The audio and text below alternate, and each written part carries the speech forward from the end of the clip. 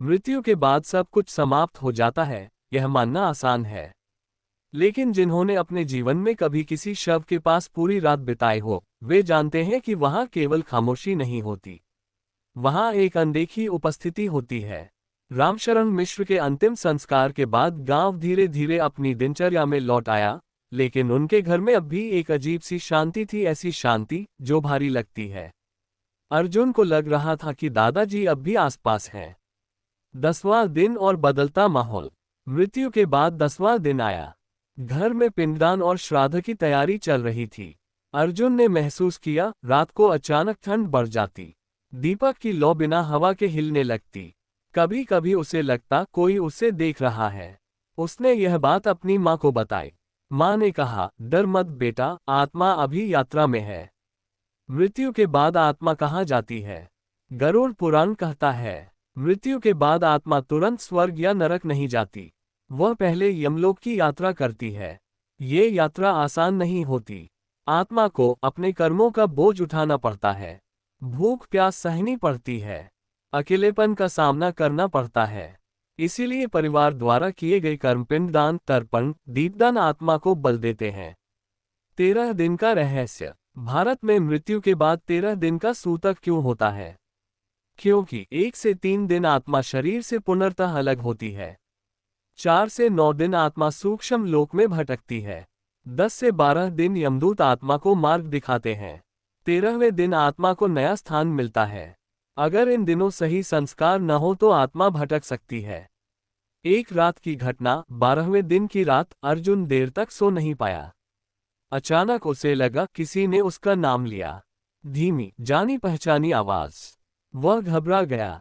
कमरे के बाहर बरामदे में वही दीपक जल रहा था जो दादाजी की मृत्यु की रात जला था।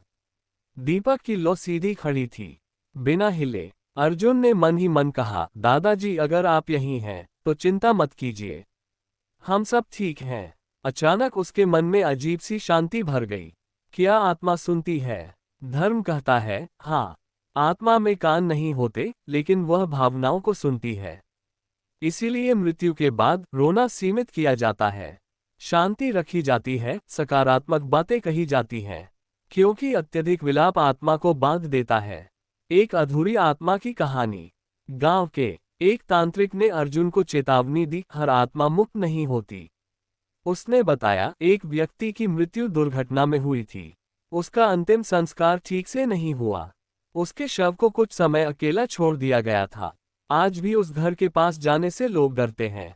लोग कहते हैं, वह आत्मा आज भी उसी जगह भटकती है। मुर्दे को अकेला छोड़ने का परिणाम।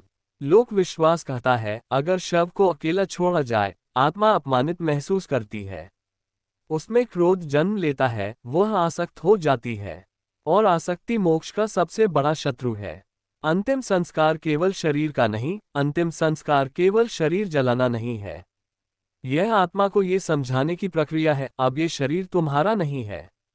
अग्नि शरीर को पंचतत्व में मिलाती है, आत्मा को मुक्त करती है। इसीलिए मुखाग्नि सबसे महत्वपूर्ण मानी जाती है। श्राद्ध और पितृलोक। श्राद्ध क्यों किया जाता है?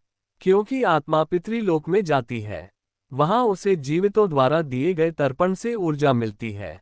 कहा जाता है, श्राद्ध न मिलने पर पितृ दुखी होते हैं। 13वें दिन की सुबह अर्जुन ने सपना देखा। दादाजी सफेद वस्त्रों में थे, चेहरे पर शांति थी। उन्होंने कहा, अब मैं जा रहा हूं, डरना मत, किसी को अकेला मत छोड़ना, न जीवित को न मृत को। अर्जुन की आंख खुल गई। आंसू बह रहे थे, लेकिन मन हल्का था। 13वां दिन और विदाई। 13वें दिन संस्कार पूरे हुए। घर शुद्ध किया गया। एक अजीब सी बात हुई। उस दिन के बाद घर में कोई अजीब अनुभव नहीं हुआ। वातावरण हल्का हो गया, सबको शांति महसूस हुई। लोग कहते हैं, आत्मा अपनी यात्रा पर आगे बढ़ गई। एक गहरी सच्चाई, मुर्दे को अकेला न छोड़ना सिर्फ परंपरा नहीं, यह एक मानसिक, आध्यात्मिक और मानवीय पुल है।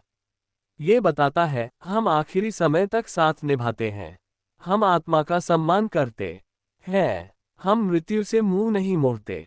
अंतिम संदेश। शायद इसी कारण भारत की परंपरा कहती है, अंतिम समय में भी कोई अकेला न रहे, क्योंकि जो मर चुका है वह भी कभी हमारा अपना था।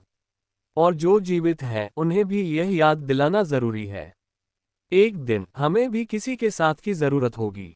अगर आपको यह वीडियो अच्छा लगा हो तो लाइक और सब्सक्राइब करें और अपने दोस्तों को शेयर करते हुए एक अच्छा सा कमेंट भी अवश्य करें। धन्यवाद।